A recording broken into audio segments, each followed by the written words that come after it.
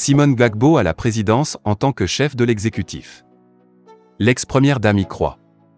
Face aux membres du mouvement des générations capables, MGC, son futur parti, l'épouse de l'ancien président Laurent Gbagbo a fait connaître, le samedi 16 juillet 2022, cette ambition présidentielle.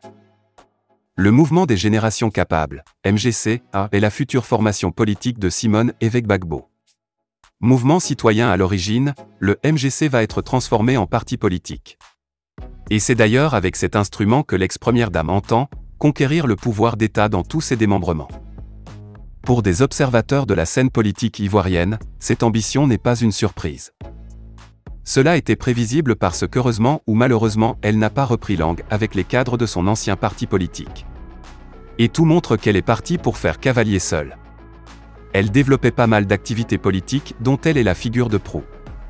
Voir aujourd'hui qu'elle a finalement décidé de convertir son mouvement en parti politique, pour les observateurs avisés, ce n'est pas une surprise réelle. Analyse pour cette info, Dr Eddy Guipié, un enseignant-chercheur en sciences politiques à l'université Peleforo-Gonkoulibaly de Korogo dans le nord de la Côte d'Ivoire. Depuis le retour de Laurent Gbagbo, l'ancien dirigeant au pays courant juin 2021, la sphère politique ivoirienne s'est enrichie d'un nouveau parti, le Parti des peuples africains Côte d'Ivoire, PPACI.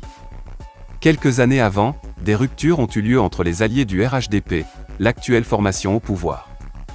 Le PDCI de Henri Konan Bédié ainsi que l'UDPSI de Mabry Touakeus ont décidé de quitter la mouvance présidentielle pour faire cavalier seul. Ce sont des formations qui aspirent donc à diriger le pouvoir d'État. C'est dans ce contexte que l'ex-députée d'Abobo, par ailleurs ex-vice-présidente du Front populaire ivoirien, FPI, annonce la naissance de son futur parti, et ses ambitions de prendre les rênes du pays.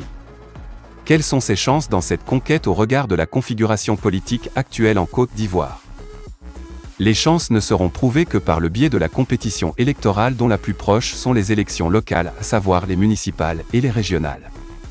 Il est vrai que, en tant que transfuge de l'ancien FPI, elle est un animal politique connu de tout le microcosme politique ivoirien. Il reste maintenant à savoir si cela sera suffisant pour secouer le cocotier politique ivoirien afin d'en obtenir des dividendes politiques. Analyse Dr Eddy Guipié. Selon le politologue ivoirien, il ne faudrait pas oublier l'expérience d'Affi N'Guessan de qui s'est séparé l'ancien président Laurent Gbagbo.